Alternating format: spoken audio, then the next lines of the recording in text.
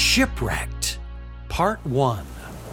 For many days neither the sun nor the stars appeared, while the storm continued to rage, until gradually all hope of survival vanished. Acts 27:20. Paul was a religious leader in Jerusalem who didn't believe Yeshua was the Messiah. He did everything he could to hurt Yeshua's followers and to put them in prison. But after God spoke to Paul on the road to Damascus, Paul's life changed forever. From then on, he traveled from place to place, teaching the scriptures and telling people about Yeshua. But the other religious leaders in Jerusalem didn't believe Yeshua was the promised Messiah like Paul now did. Paul was one of us, and now he's teaching lies, they said to each other. We must stop him. Paul was arrested and put into prison. The religious leaders wanted Paul to stand trial for teaching lies, but Paul knew he had done nothing wrong. Caesar will decide if I stand trial, not these religious leaders, he told Festus, the governor of Judea. Paul was a Roman citizen, so Festus agreed to send him to Rome. You have appealed to Caesar. Then to Caesar you go. He handed Paul and some other prisoners over to a Roman officer named Julius. It was Julius's job to take the prisoners to Rome by ship. He stood on the deck and counted the men. 1, 2, 3, 4. I don't want you jumping overboard and swimming away, he told them. The ship left Caesarea and sailed towards the port of Mura. Below deck, the prisoners crowded together and talked about Paul. I heard they sent hundreds of soldiers to arrest him, one man said. He must be a real troublemaker. Luckily, Paul is a Roman citizen, another said. Otherwise, the religious leaders would have ordered him to die. The prisoners nodded their heads. Everyone in Jerusalem knew the religious leaders hated Paul because he taught that Yeshua was the Messiah. At the port of Mura, Julius strode up and down the wharf inspecting the ships. It was nearly winter time and the seas were becoming rough. Julius frowned at the dark gray clouds.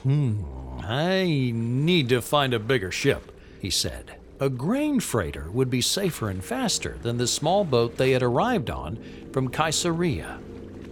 I have a group of soldiers and prisoners, Julius shouted up to the ship's crews. Does anyone have room on their freighter? We have space, said a captain. He hurried down the gangplank to meet Julius.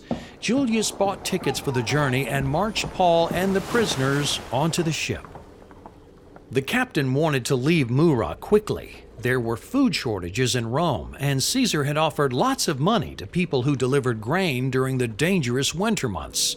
Untie the ropes, he ordered. We're sailing to Rome. The ship left Mura and sailed across the Mediterranean Sea toward Rome. But the weather changed, and the winds began to blow harder and harder. Paul and Julius stood on the deck and stared at the sky. I don't like the look of those clouds, said Julius. The ship crawled through the water as slow as a snail. The wind is too strong, the captain shouted to the sailors. Let's sail towards the coast of Crete and find shelter from the storm. More clouds rolled across the sky, and the winds blew even harder. No matter how hard the sailors worked, they couldn't sail the ship any faster. A few days later, the ship crept into Fair Haven Harbor on the island of Crete. Paul rolled up his sleeping mat and strode over to the captain. It's already past Yom Kippur, he warned. If we sail on, this trip will end in disaster. The captain and sailors didn't listen to Paul's warning. Leave it to us to sail this ship. We know what we're doing. If we stay in the harbor, we can avoid the winter storms, argued Paul. Why don't we leave for Rome when the seas are calm? but the captain had made up his mind. Tomorrow we sail to Phoenix. We can stay there for the winter if the weather is bad. Paul sighed and shook his head. He feared the captain had made the wrong decision. Part 2. With the wind in its sails, the ship sailed out into the Mediterranean Sea. The captain stood at the back of the boat, his hands on an oar. Don't worry, he told Paul. I've made the right decision. We'll be in Phoenix by tomorrow morning. But as the ship sailed towards Phoenix, the winds turned into howling gales. Paul gripped the railings and watched the black clouds roll toward the ship. We're heading for trouble, he thought. The crew stared up at the clouds in horror. They had seen this kind of weather before. The ship was sailing into the path of a deadly storm. Monster waves began pounding the ship. Quick! Pull up the lifeboat and the oars! The captain commanded. The sailors dragged the lifeboat onto the deck and tied the oars to the sides. They lowered the sails from the masts and wrapped rope around the ship to hold it together. Winds tore across the bow and waves crashed over the ship. If the storm continues, the ship may sink, cried the captain. The sailors' hearts pounded with fear. They didn't want to drown at sea. They tied themselves to the masts and held on tight. The next morning, the captain made a decision. The ship is too heavy, he shouted. Throw the cargo overboard. Quickly, Paul and the prisoners grabbed heavy sacks of corn and grain and dumped them into the water. Throw the rigging overboard, yelled the sailors. They tossed the ropes and chains into the sea. Thunder boomed overhead and lightning streaked across the sky. The ship was now at the mercy of the wind and the waves. We're all doomed! The sailors cried. They were too seasick to steer the ship. We'll never make it to Rome alive. Paul struggled to his feet and stood in front of the shivering men. If you had listened to me and stayed in the harbor at Crete, we wouldn't be in this mess. The men lay on the deck, clutching their stomachs.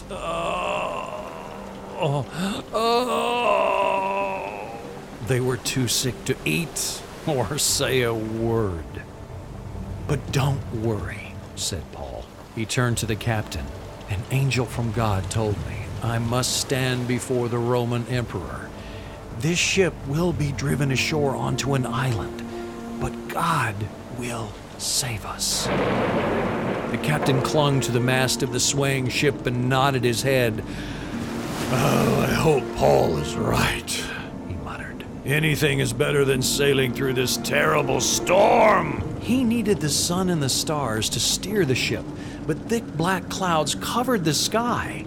The crew began to give up hope of ever being saved. Part 3. On the 14th night, the day before the Feast of Tabernacles, the men heard a strange noise. Was that the sound of waves crashing on rocks? They jumped to their feet and stared into the darkness. A sailor tossed a measuring rope over the side to see how deep the water was. 120 feet deep, he yelled. A little further, he dropped the rope again. 90 feet deep! The crew threw their hands in the air and cheered. They were near land. Maybe they wouldn't drown after all. Worried the ship would smash into the rocks, the captain shouted, "Drop the anchors! We'll stay here until dawn!" The sailors pushed the 4 anchors overboard, and the ship came to a shuddering stop. The captain breathed a sigh of relief. Phew. His boat was safe. Some of the sailors were tired of feeling sick and wanted to go home. They came up with a clever plan. "Let's take one of the lifeboats and row ashore," they whispered to each other. They quietly lowered a lifeboat down to the water. Paul saw what the sailors were doing and pulled Julius aside. "If those sailors escape, you have no hope of being saved," said Paul. "Tell your soldiers to stop them." The Roman soldiers grabbed their swords and cut the ropes to the lifeboat. How will we get home now? The sailors complained. They sat in the lifeboat and scowled at the soldiers. Just before dawn, Paul gathered the men together on the deck. "Please, eat something," he told them. "You need to stay strong. Remember that God promised to save your lives. No one will die." The men's stomachs grumbled loudly. Nobody had eaten for days, and they were as hungry as wolves. Paul took some bread, blessed it, and began to eat. As dawn broke, the men finally saw land. They stared silently at the sandy beach across the bay. "See that strip of sand?" the captain told the sailors. He pointed to the sandy beach. "Steer the ship towards that shore." The sailors quickly obeyed. They cut off the anchors and untied the oars, and the ship lurched forward through the crashing waves. Crunch! The ship crashed into a rocky reef, just as the captain had feared, and began to tear apart on the rocks. "Let's get out of here!" the sailors cried. Arms spinning like windmills, the men swam toward the beach as fast as they could.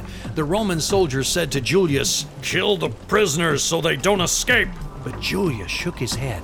"No! I must save Paul's life. He must stand before Caesar in Rome." One by one, Paul and the prisoners dived into the sea and swam across the bay to the sandy beach. They were tired of this watery adventure, and they couldn't wait to reach dry land. Just as God had promised, Paul and the men reached the shore safely. They had arrived on the island of Malta. The people of Malta wanted to help the men.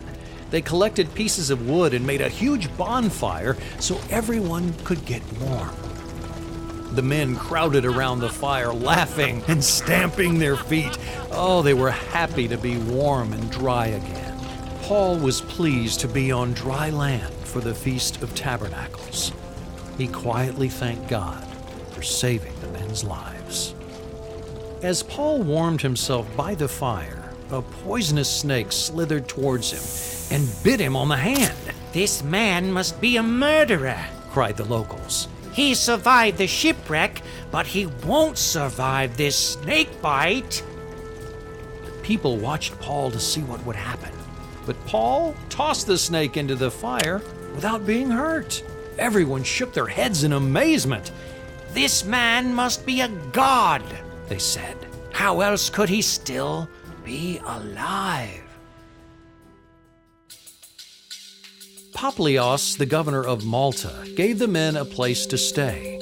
When Paul found out that Publius's father was sick, Paul prayed and asked God to heal the man. After this, many people came to Paul to be healed. Everyone treated him with respect and gave him many gifts. After 3 months, the captain was eager to leave. He found another ship and summoned his sailors.